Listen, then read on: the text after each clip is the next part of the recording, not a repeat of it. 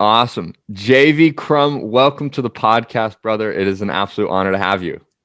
I am so excited to be here, Stu. But, mainly, I love you because you said you'd buy me a burrito when I come to San Diego. So, there's a lot of love between us. But I mainly just want to thank, if you're listening to Stu's Finding Direction, I know that you're headed in the right direction because this is a great podcast. I'm honored to be here. Thank you so much, JV. And I would love to start off if you could just give our listeners an idea of what was life like for little JV? What was life like as little? It was actually little James. Little James. It was little James. And then at 9, I changed it to Jim because my dad went by Jim. But then I actually got called Little Jim. So it would be Big Jim and Little Jim. And I'm thinking to myself, this is going to get old.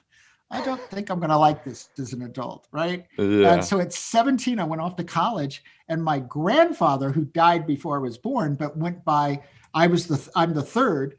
And the full name is James Vivian Crum III, and he went by JV. So when I went off to college, I said, I'm putting a stop to this right now because nobody at college knew me. Nobody from where I lived went to the same college.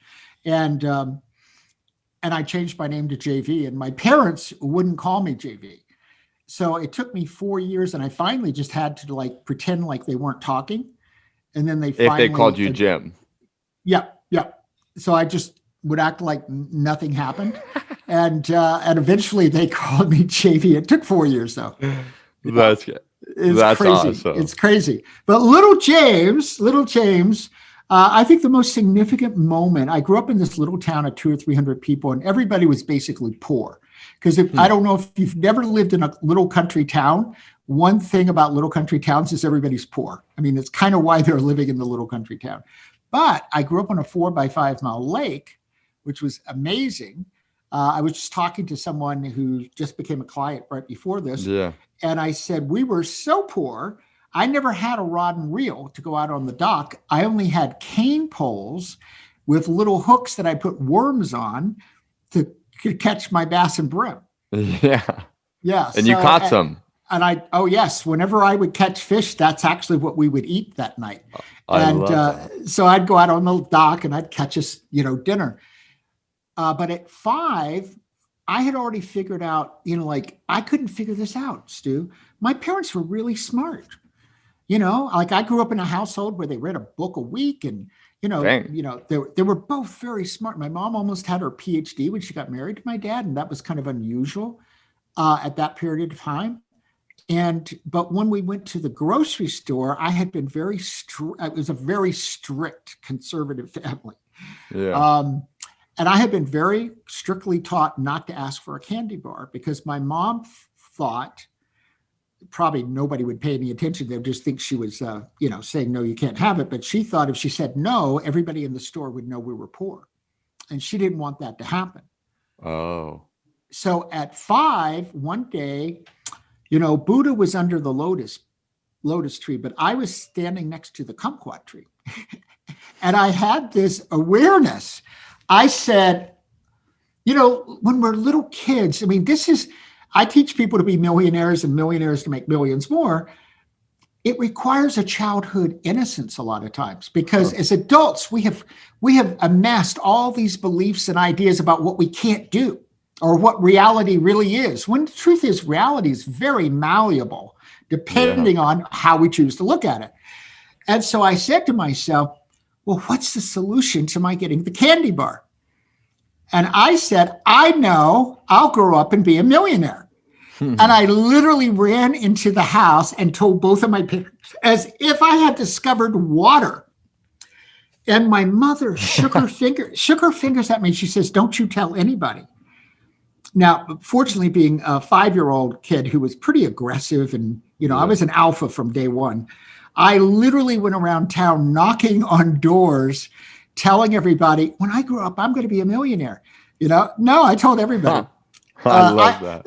And you think about it today, and I tell clients, declare your biggest goals. Go tell everybody, right? So I was at 5, I was knocking on all the doors, telling them. And at 8, I was drawing floor plans for mansions, and I'd never been in a mansion. So, and they were kind of funny because at 8 years of age, I hated going to bed. And I didn't, we're adults. I didn't know you could do anything else in the bedroom but sleep. So I drew a mansion with no bedrooms, but I knew I liked to eat. So I had this elaborate breakfast room, lunch room, dining room, 3 rooms to eat in, big kitchen. So we had plenty of food. And then, in the old mansions, they'd have a ballroom, but no, I had a huge playroom because I wanted to play with all my toys. Right. And then because I grew up on a big lake, which was really a beautiful lake, we code things based on our experiences.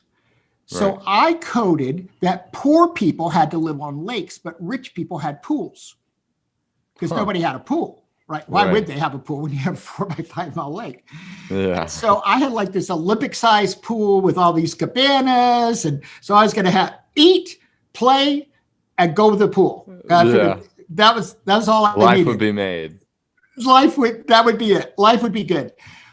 But and at 25, I realized that dream and had the 4-story home and the Mercedes and was on the water, didn't have a pool, but in Florida.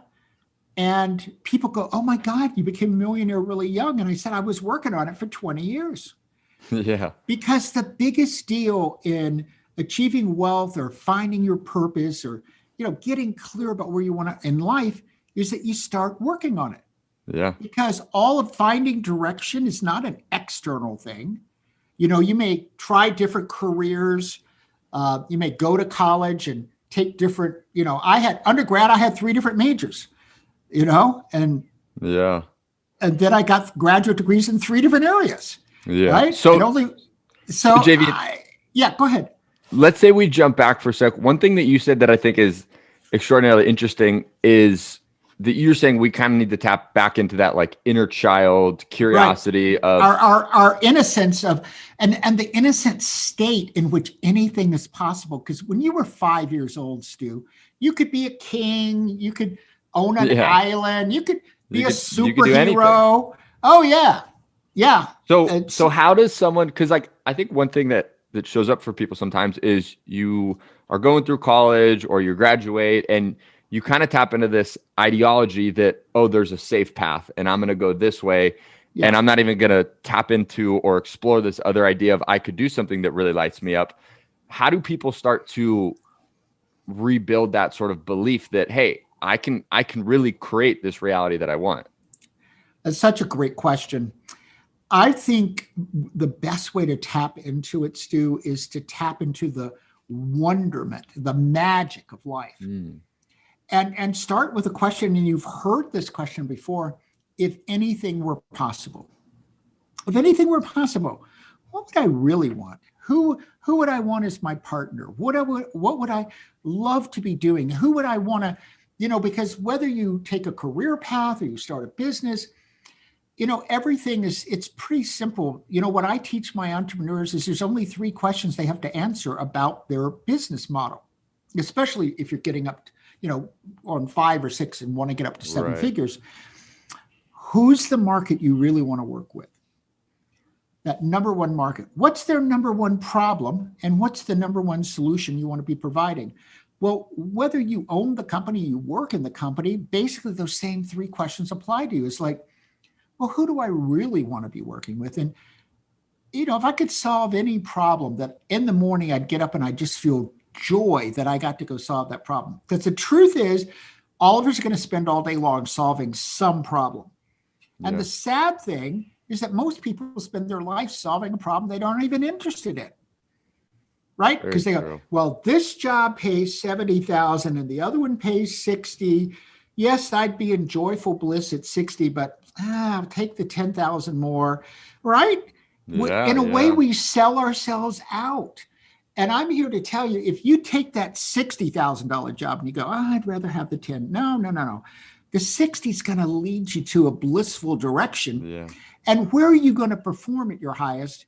Be your happiest. This is what I've noticed. My primary group that I work with are entrepreneurs. When people are joyful, when people are happy, when people feel at the end of the day that what you did mattered, And that question is very relative to you, because what Stu may say mattered at the end of the day, and what JV may say mattered at the end of the day, it relates to who we are. Right. I mean, I made millions and millions of dollars, taking over a family trucking line. And I was just horribly unfulfilled.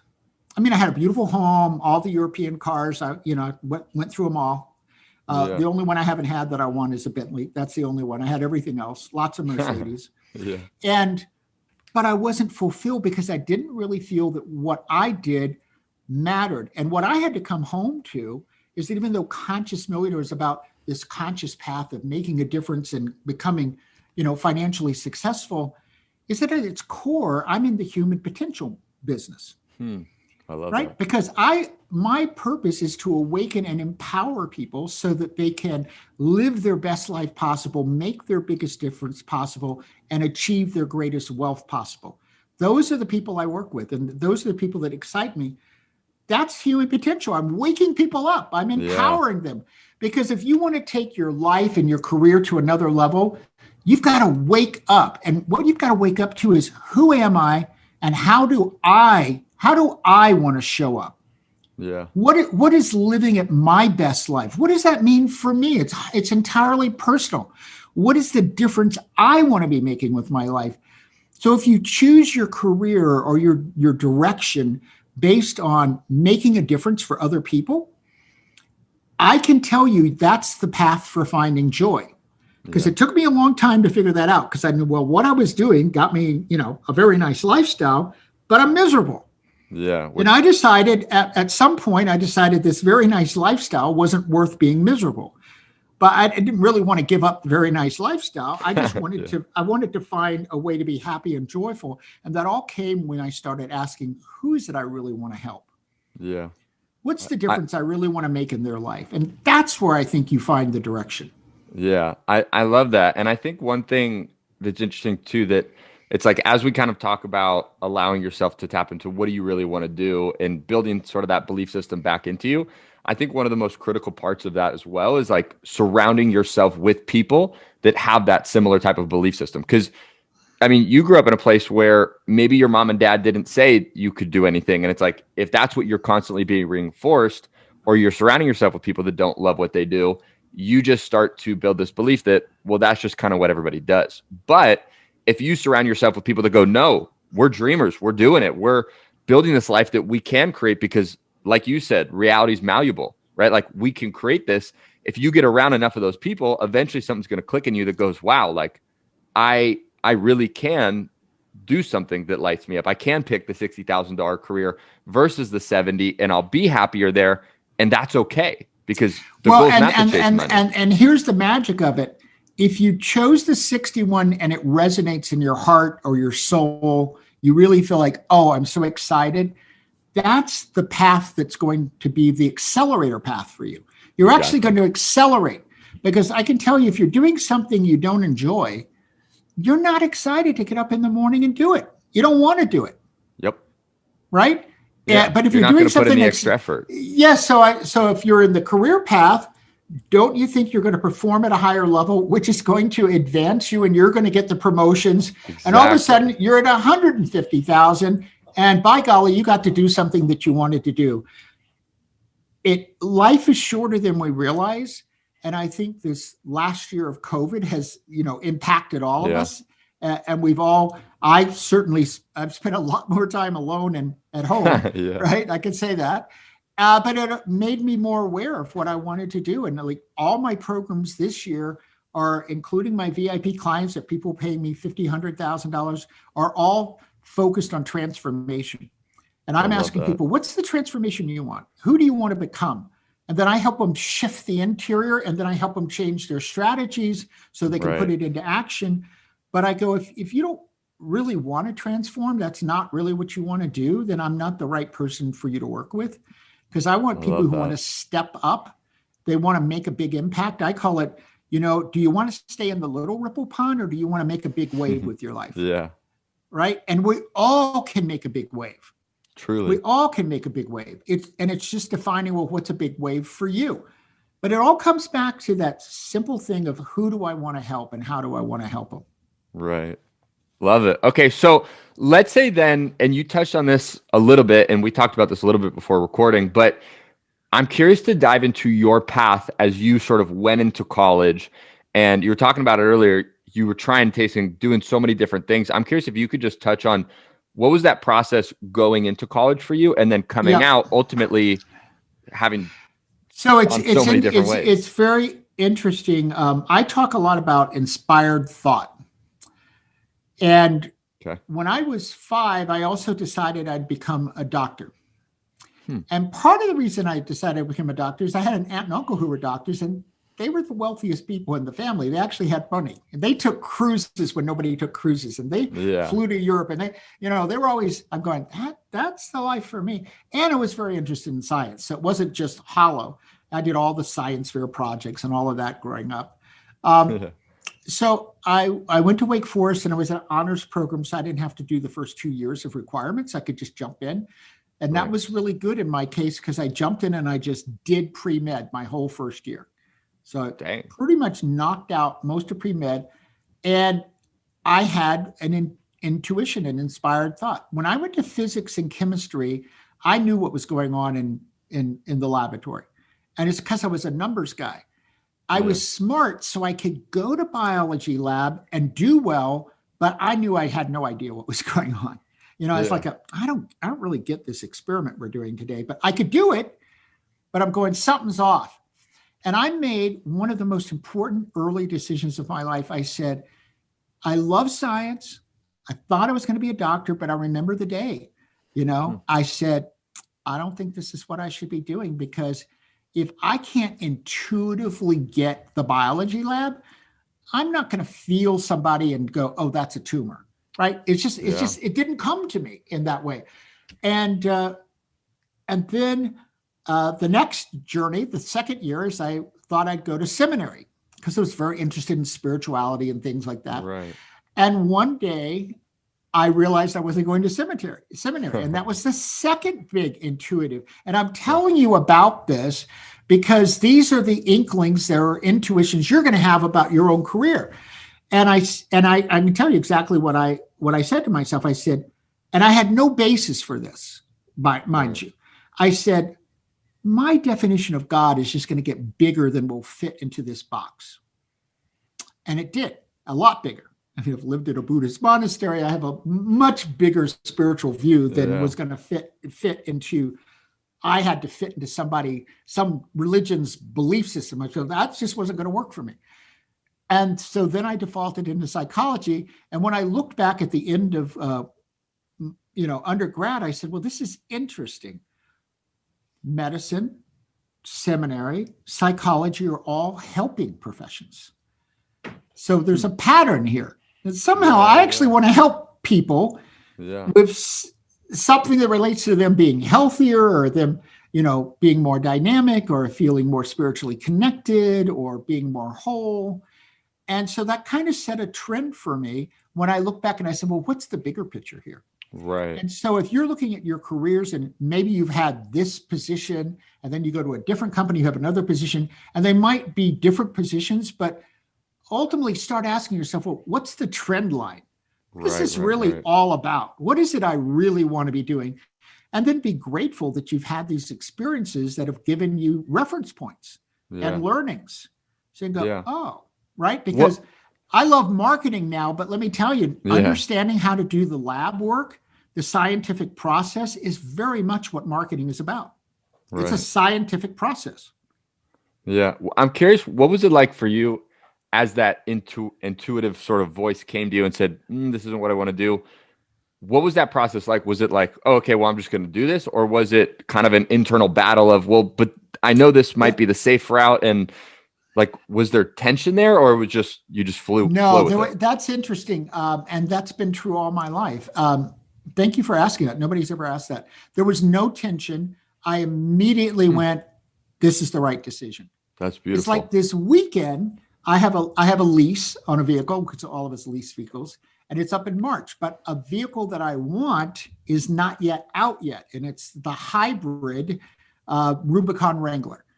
So I went to the dealership this week and I went, oh, they don't have them yet. It's coming out sometime this quarter, but I want there to be plenty of them.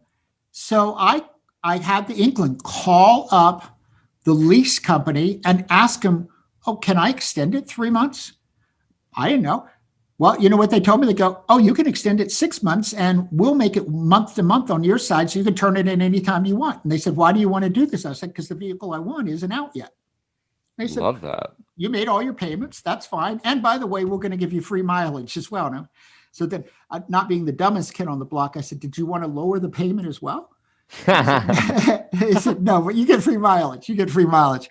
But that was an intuition. Right. Because I went, I know exactly what I want. I've looked at them, but I want the hybrid version because the regular version gets 22 miles a gallon. The hybrid's 50 miles a gallon and 100% quiet. And I like going off road and going in the wilderness. I live in Colorado and I'm a big camping guy. So I'm going, yeah, having the hybrid is going to be great because animals won't hear you coming and you'll be able to kind of come up on animals because you're silent. Right. So, but that was an intuition. So I said, well, I just follow my intuition. I get clients a lot of times because I'm just going, oh, you're supposed to talk to this person. Yep. I'm the guy who picks up the phone, calls them. Yeah. Sends them an email, whatever.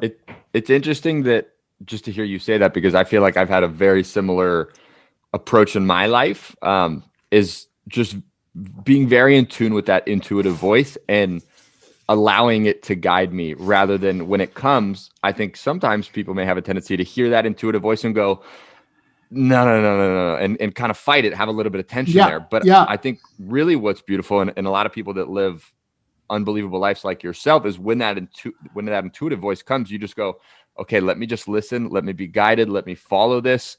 And every time in my life that I've followed that voice, and I would be curious if there's a theme with your life, every time I followed that intuitive voice, maybe weeks, more so months, more so even years later, I go, wow, that's why I said yes to that. And that's why I did that and followed that intuitive voice. But now years later is only why I'm seeing exactly why I did that. Yeah, so I absolutely agree. So I'll give you an example. So, I thought I was supposed to do pre-med. I don't regret having done all the pre-med courses. So, a podcast, I've had 7 total podcasts. The original one, Conscious Millionaire Show, we're in our 7th year total on all my podcasts. I've done over 2,500 episodes and we're in 190 countries and have millions of listeners. But I also did a 3-year health show. Huh. Well, because I had all this pre-med, I could have all these experts on about how to be healthy as an entrepreneur. And I understood what they were talking about. Right now, I'm in the process of reversing diabetes, and I mean reversing it. I don't mean managing it, because that's Western medicine's talk. No, there are lots of people who have 100% reversed diabetes. You have to change your diet, but that's part of reversing it. But because I have all this medical background where I read all this science, I can read scientific articles and go, okay, I know what that's talking about, right? Yeah. So I think that and so that's obviously decades actually later, I found use for all that pre-med. I live a very spiritual life. So the pre-seminary, definitely I was reading a lot of existential theologians and, connecting deeply with that. I think every time we take an inspired step, it is always the right step on our path. Yeah. Amazing. So I'm curious now, let's say we jump a little bit forward. You go through trying all these different things in college and eventually, and I'd be curious what kind of sparked this. Eventually you go, okay, I'm taking over the family business, the trucking company. And that's what led you ultimately to be 25 and being a millionaire. It is. And what led me to do that was absolutely zero interest in the business at all. My father was on the verge of bankruptcy. I loved my dad. I had just finished my first grad degree. And he says, will you come work with me for 6 months? 18 and a half years later, I sold the business. I did not want to stay that long. But it actually wasn't a financial motive, interestingly enough, although I did extremely well. it was a motive to take care of my dad and help him out, because I saw him in a state that I'd never seen him before, where everything was falling apart. And I just said, okay, I'll come and I'll help you for 6 months. But the thing was, in the first 6 months, I turned it around so much, right, that I'm going, oh, this business stuff is kind of interesting. Yeah. Like There's some opportunity here. You make decisions and you put money in the bank. I kind of like that. And then when I bought the home at 25, it only took me 3 months that I had a day that I had a meltdown. I was standing in my living room, which looked out at palm trees, and I was on the bay. So there were, you know what the bay's like from living in San Diego. So there were the sailing boats, the little sailing yachts and everything. And I said, something is wrong with this picture. I said it out loud. And then I remember the two things I said right out after that. And this is very telling for being 25 and you've got the home and everything. Yeah. And I said, I don't even like myself, and I'm horrible at relationships, which if you had asked anybody I had a relationship with, they would have certainly said, yeah, JB's not very good at this. And I remember thinking, well, I don't want to give back the house. This is a lot better way of living than I used to have. But there's something wrong here. And that's when I went off and started the personal journey of Wayne Dyer and Tony Robbins and sweat lodges and spiritual retreats and, reading all the personal development books that everybody has on their lists, Think and Grow Rich and all this. And asking deep existential questions about why I'm on this planet. What am I really supposed to be doing with my life? How can I find meaning and happiness? Those became obsessions of mine to kind of figure that out. And I realized, okay, ultimately I need to be doing something where I feel like my life matters. So it was a big existential, collapse internally, but it was a very important pivot moment. I think it's one of the most important pivot moments I ever had in my life, because I realized, oh, this thing of just making money, but you don't feel it, right? You're not feeling it. Actually isn't how I want to live my life. Yeah. It's interesting because I know, after that you said like you started tapping into like Wayne Dyer, Tony Robbins, all these people going to these retreats. And I read one of the things you would do is you'd go on these 2 to 3 week camping trips and just sort of be forced to be with yourself and ask these deep questions. And I'm curious, like, let's say we look back on those trips, those, kind of retreats you went on. Is there any one particular one that you go, that 1 2-week trip or that one retreat, I will never forget that the rest of my life? Yeah. So there is, but it was 6 months. So because this was after I sold the company, so I had money, I didn't have to work. And I went to Lake Tahoe for 6 months, the winter months, to ski. And actually found this incredible pass where I got 2 times at every ski resort, which was kind of nice. So I got to really try them out. And one weekend, it was a 3.5 hour interstate drive to go from Lake Tahoe to San Francisco. So I went to San Francisco. I'm walking around. I went to San Francisco a number of times, but there was this one weekend I was walking around. It was that intuitive urge again, right? And, in every city, there's all these racks of magazines for free and all of that. And there was this whole rack with this big, like about 100 pages about this conference that was coming up, which I did also come back and go to the conference, called the Green Festival. That used to be really big in San Francisco and Washington, D.C. and several places. And it was all about sustainability, which frankly, at that moment, I didn't even know what sustainability was. But I said, oh, you need to pick that up. I put it in my SUV. I went back on Sunday night, and the place that I had rented was kind of very California. I had a hot tub and all that kind of stuff. So I got in the hot tub, and I'm flipping through this, and I just see the title of something that had conscious in it. And literally, I get a lot of my intuition visually, and I'll get it in my forehead, which is kind of that mind's eye, right? And I saw the phrase conscious millionaire. And I got a tingly in my spine. And for 2 or 3 years, I've been what I call asking the universe, okay, sold the company, went and lived at the Buddhist monastery. What the bleep do you want me to do with my life? I did this so I could do something bigger. And I knew in it, like that quick, I went, oh, this is it. but I also know how the universe works. So I knew that consciousmillionaire.com, and I now own the trademark, and which is worth a lot because of building the business. So folks, if you decide to do something, trademark it early, right? Because I filed the trademarks very quickly. Because I'm an attorney, I knew to do that. But I said, consciousmillionaire.com is waiting for me. I stayed in the hot tub another 40 minutes because I was in such a state of reveille that, oh my God, this is finally it. And when I got out of the hot tub, between the hot tub and the computer, this is exactly my experience. I said to myself, oh, and there's a lot of spirituality in this one statement. This is my assignment.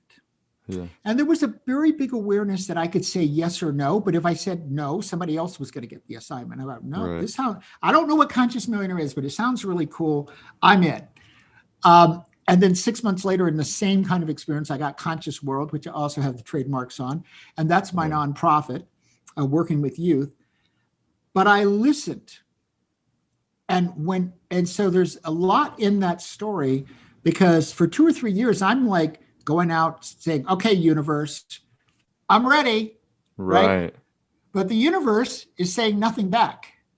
So when I was ready, the universe decided to speak to me, so to say. Right. And I was ready because I said, oh, this is it. This is my real direction. Yeah.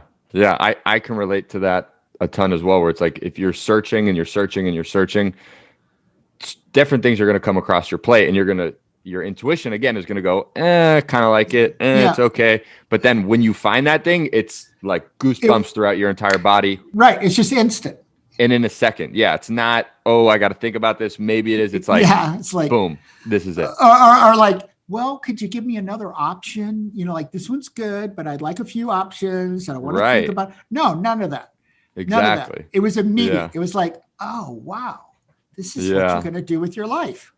And it turns out that's what I'm doing with my life. Yeah. And so, obviously want to have people have you give people a place they can find you. But before we even get there, I'm curious, can you just give people kind of just a quick layout of Conscious Millionaire, what that is for anybody that's hearing that and going, oh, Conscious Millionaire sounds cool, but really what is that? If you could give them just a quick breakdown. Sure, absolutely. So my focus is working with entrepreneurs, founders of businesses. So most of the businesses I work with are private, but sometimes they're VC funded as well. Right. And I have programs for 5-figure people who want to get to 6 figures, 6 figures who want to get to $1 million. Most of those I work with in a group format. And then I work with 7- and 8-figure businesses that really want to scale and get their businesses out there. But they all have this in common. They all want to make a big wave with their life. They all want to do something that really matters, and they want to put money in the bank. Yeah. And that really is the essence of Conscious Millionaire. So then I have the Conscious Millionaire Show, and you can learn about all of that at consciousmillionaire.com. And so you can subscribe on iTunes, Stitcher, or, we're in 40 directories. Yeah. And we're 6 days a week. 4 are interviews Monday through Thursday, and then Friday and Saturday there are 10-minute shows that I do on mindset and creating your mastery in your lifestyle. And so we do programs. I speak. I go to conferences, and I guide. I really look at it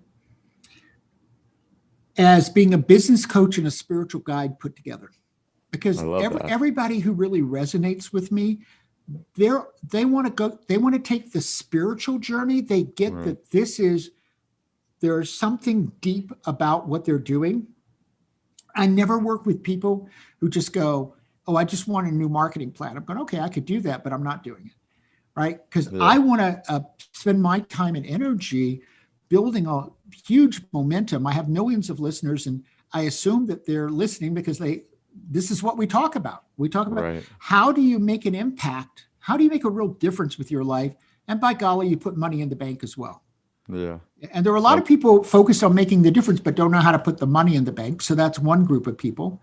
But I also at times work with people who are wealthy, whose life doesn't make sense. They didn't put any time into their life. And I go, okay, by the way, when you get connected to your life, you're going to make more money as well, but you're going to be a lot happier. Yeah. Right. I put it, they have the red Lamborghini, and if they think if they get the yellow one, then their life will be good. And I'm going, yeah, actually that won't make any difference at all. Not the formula. No, it's not. Yeah, you got the wrong formula here. Yeah. So then if people want to get more info on you, where's the best place to figure out, more about JV Crum? What I always like to give a gift. I have 9 years of NLP, neuro-linguistic programming, training, Ericksonian hypnosis. So I create these hypnotic audios. And so I've created one that I think would be great for anybody listening today called Born to Make Millions. Well, I got to take that back. If you're planning to be broke, you will not like this at all. You're going to listen to this 6-minute audio, go, what the bleep? It says I'm supposed to have money coming into my life. I don't want any of that stuff. But if you want more money in your life, if that happens to be you, you're going to love this. And so I'm going to give you an exercise. First, I'm going to tell you how you can go get it. It's absolutely free. Go to consciousmillionaire.com/make millions. So that's consciousmillionaire.com/make millions. And I'm going to give you a 15-minute exercise. And I'm going to tell you, I give this to new clients. I give it out to a lot of people, and it makes a profound difference. If you, for 30 days, and just start for 7 and see how that works for you. It's 15 minutes a day. The first minute is just an introductory. So once you've listened to it once, you can just forward and listen to 5 minutes of it. In the morning, listen to 5 minutes. Then I want you to journal, and it's very specific. For 5 minutes, just set your phone so you don't even have to pay attention, right, as a stopwatch. And start every sentence in that journaling exactly the same. And here are the precise words. I was born to make millions because, and then you put anything that comes into your mind. Because I'm good looking, because I like people, because I like drinking good wine, whatever it is, because I want to change the world. And do that for 5 minutes. All these ideas are going to come up, and what's going to happen is it's going to reinforce over that 7 days. So you're going to want to do it for 30. Right. It's going to reinforce, oh my God, that's who I am. And then in the afternoon or evening, just listen to the Born to Make Millions audio again. And so this is reprogramming you. And what happens, because I've done this with so many people, is that inside you begin to shift and you be going, kind of like when I was a little boy and I said, oh, when I grew up, I'm going to be a millionaire, right? So I kept telling myself that. Right. I didn't know how it was going to happen. Don't worry about the how. The how is going to manifest itself. Yeah. But inside, you're going to start feeling like, oh, every day I'm listening to this audio twice and I'm journaling just for 5 minutes. That's all you need to do. And you're going to start having all these reasons that you actually should have millions of dollars. Right. And then there's going to be a mismatch. You're going to go, oh, wait, inside, I feel like I should have millions of dollars. Outside, I'm looking at my bank account. It doesn't have millions of dollars. And then you're going to feel compelled to start looking for how you can do that. Right. Right. Amazing. And here's what I'll tell you. People who make millions of dollars make a bigger difference with their lives than people who don't, because you've got more leverage, you've got more opportunity, you've got more capital, literally more capital that you can utilize to make a difference with your life and help more people. And if you do that through business and you do it right, you'll help more people and you'll continue to increase your wealth, and then you get to help more people. And then you can live the lifestyle you want and take care of your children or your parents, or there's so many causes you can give to. I mean, having money is a better option than not having it. And having been in both positions several times, because you take a roller coaster ride, right? I can assure you that having money is a better option. Right. Yeah. Yeah. I used to hear this saying all the time. It said, money's not that important, but it's right up there with oxygen. It's like, it's Well, because it gives you capital, but honestly, the biggest thing that happens on the journey to making money is all the personal shifts you have to go through. Like in my case, opening up, this is very common. I work with a lot of clients on this, allowing yourself to receive, feeling worthy, feeling good enough to be loved, because in a way, if somebody pays you, they're loving you. all of this is a human experience, and I've been very open on my podcast and on other podcasts. When I grew up, I was sexually abused. So I've had to do a lot of personal work. And part of that personal work was believing I was worthwhile. Yeah. Because of that happening, I didn't have a sense of importance. And I had to go, no, you are important. And it's okay for you to receive. And it's okay for you to be loved. And it's okay for people to pay you because you deserve it. Yeah. So last question that I have for you, JV, and we ask all the guests this, and you've kind of alluded to it, but I'm curious if something else will come out, is I'm curious, what would you say is one thing someone listening to this can do in the next 24 to 48 hours to start finding direction in their life? It's a great question. So I'm going to give you an exercise to do. Awesome. I'm big on journaling. I got a lot of journals, right? They're all different colors. I want you to journal for 24 hours on this one question. What's the difference I want to make and for whom? Because I can guarantee you your purpose. I want to leave you with this one image of a gold coin. Your purpose, your direction is like a gold coin. On one side, it just says the word purpose. But on the other side, it has the secret to finding your purpose. And the secret is, what's the difference I want to make?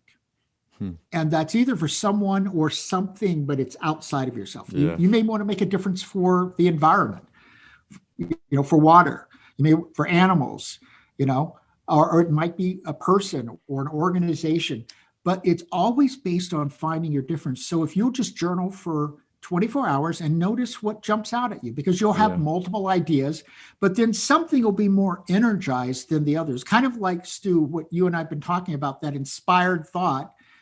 And you don't have to ask yourself, was it an inspired thought? Because you immediately know. Right. And just pay attention to how you feel about what's coming up for you. That's a great way to find your direction. Beautiful, beautiful. Well, JV, this has been an honor to have you on the show. You are a wealth of knowledge and just a beautiful soul. So again, thank you so much for being on here today. And folks, I just want to remind you that Stu is going to buy me a burrito when I'm out of lockdown and I can come to San Diego. Come to San Diego. Salsa. And chips. Oh my God. $10. And throw a Diet Coke in there.